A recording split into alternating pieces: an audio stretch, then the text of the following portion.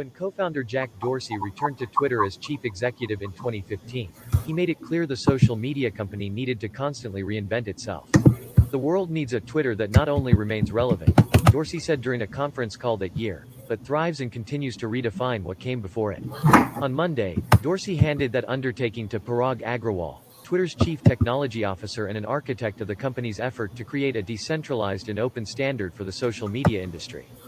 The 10-year Twitter veteran, who has a PhD from Stanford and an undergraduate degree from the prestigious Indian Institute of Technology, as the new CEO will now have to balance the projects that set the company up for the future with the daily challenges of a social media platform that is under scrutiny from investors, lawmakers and activists. The transition to Agrawal's leadership comes at a critical time for Twitter, which seeks to achieve ambitious revenue and user growth goals to satisfy investors.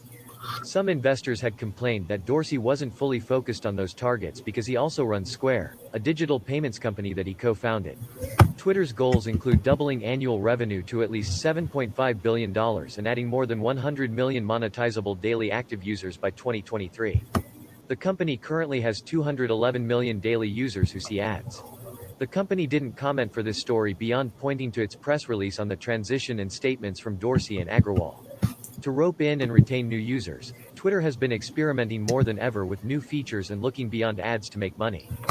The company rolled out a new subscription service called Twitter Blue in the US, New Zealand, Australia and Canada that allows users to undo tweets and read ad-free articles.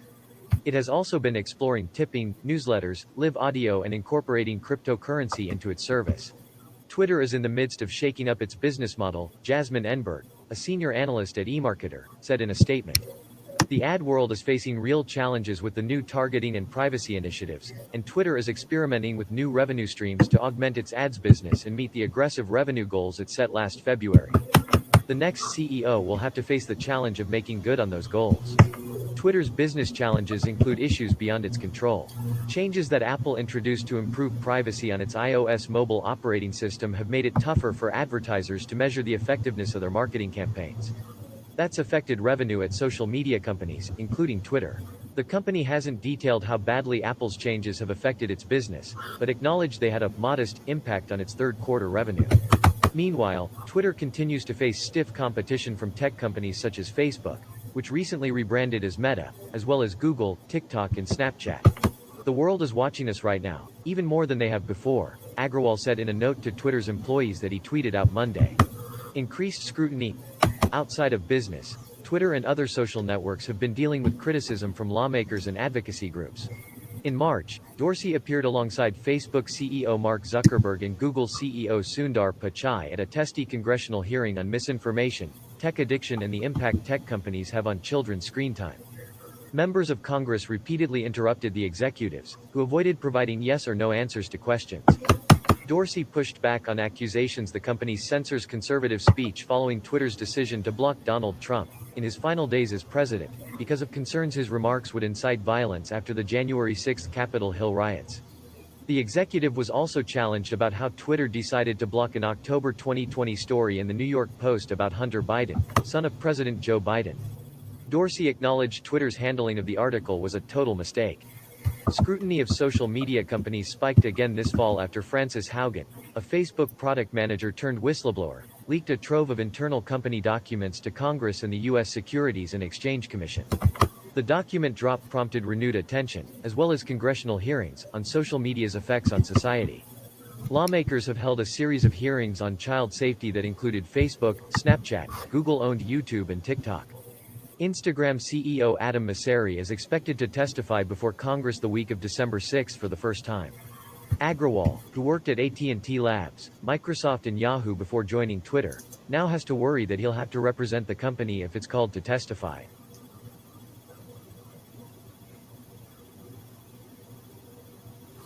That will pull him away from Project Bluesky, Twitter's attempt to combat hate speech and misinformation on a new decentralized technology.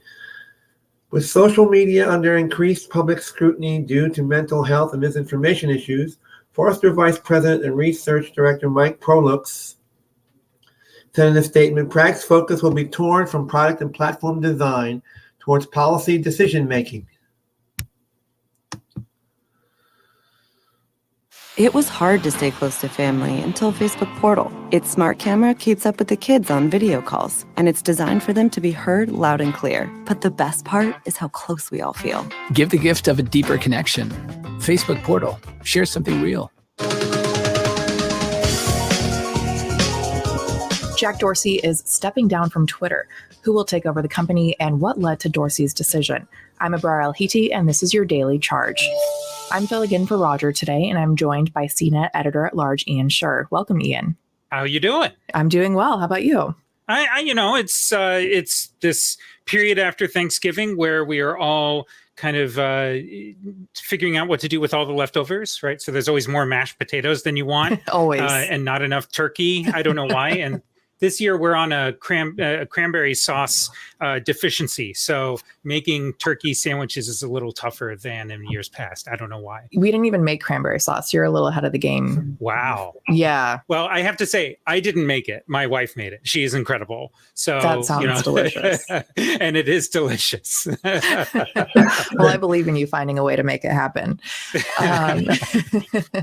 So talking about Jack Dorsey here, what has Jack Dorsey said about his decision to step down as CEO of Twitter? It's really interesting because Jack has always been kind of this person who is connected to Twitter to the point that his username @Jack is like one of the cultural touchstones of Twitter. Our interactions with this company have always kind of revolved around him in some way, right? And it's a really interesting move on his part. I think in a lot of ways, him acknowledging that it's time to move past his period as leading the company. But of course, this has always been kind of the Jack Dorsey show, right? And even when he wasn't the CEO for that time that he was, or that he wasn't, he was still very much in the background, right? People always kind of saw him as this tech person and involved in some way. So it's really interesting to see him not just stepping aside, but actually stepping away from the company. He said that by the middle of next year, he's going to be gone. It'll be over. That part was really interesting to me because, a lot of times these CEOs stick around, but he's done. Yeah. And to your point, in his tweet, of course, about it, he said that there's a lot of conversation going on about founder-led companies, and I'm putting that in air quotes, right? And I think that in a world where Mark Zuckerberg, the CEO of Facebook or Meta or whatever you want to call it, is under intense scrutiny, right? And a bunch of other companies are now run by not the founders, right, but the next in line or even after that. Seeing Jack Dorsey stay at Twitter kind of made him an outlier. And now Mark Zuckerberg is the outlier. Well, that's what's interesting, too, is that this comes at an interesting time for Twitter. So what are people saying about Dorsey stepping down now as these social media companies face more scrutiny? I think that there's a lot of questions still about what's kind of going to go on with Twitter going forward. Part of what's interesting about Jack Dorsey is that he's a personality in and of himself, right? I mean, literally, he is kind of this person who has this kind of new age techie feel about him, right? A lot of the stereotypes about tech executives come from him, doing yoga and kind of being aloof a little bit and all this type of stuff. And I think what's interesting is that this is an opportunity for Twitter to reset, right? And to kind of have an opportunity to try and take things forward in a different direction.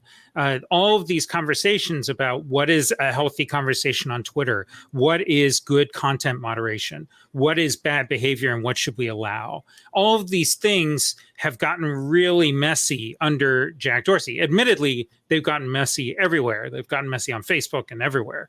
But for Dorsey in particular, I think moving aside allows Twitter to try and maybe figure out things in a different direction. Well, who's going to be taking over and when do they start? Yeah, so it's immediately is the answer for when the start. Dorsey's going to continue staying at the company as a part of the board, but in fact, he is going to leave by May-ish, he said. That's a technical term, May-ish. And so now the CTO, right, who has been at the company for a while, is going to be stepping up. And, he's someone who stayed out of the limelight quite a bit. And I think it's going to be really interesting to see what the dynamic of how people look at him versus Dorsey will be. I mean, if you think about all of the politics around what is Twitter, what is it to the conservative movement in the United States or even around the world, a lot of questions about what censorship looks like now. And just like Google, now you have someone who has a not westernized name running this company. And that could raise a lot of interesting debate on Capitol Hill, real or imagined. And I think that'll be very interesting.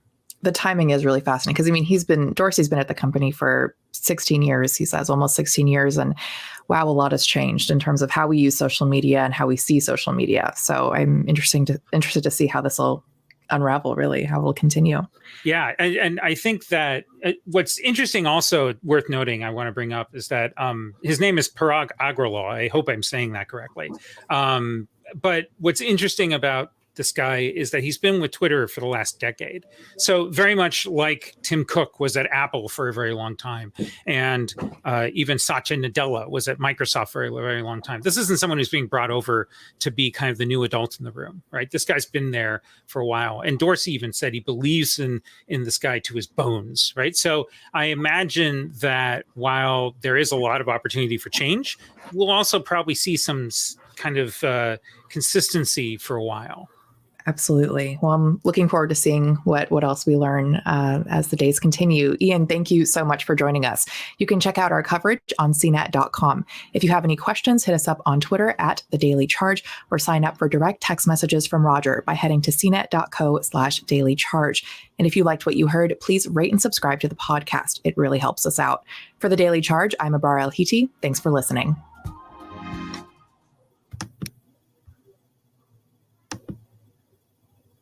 Okay, thank you very much for watching. Thank you very much for listening. Comment, click, like, or dislike. And we thank you for watching. Have a great day. Take care. Bye-bye.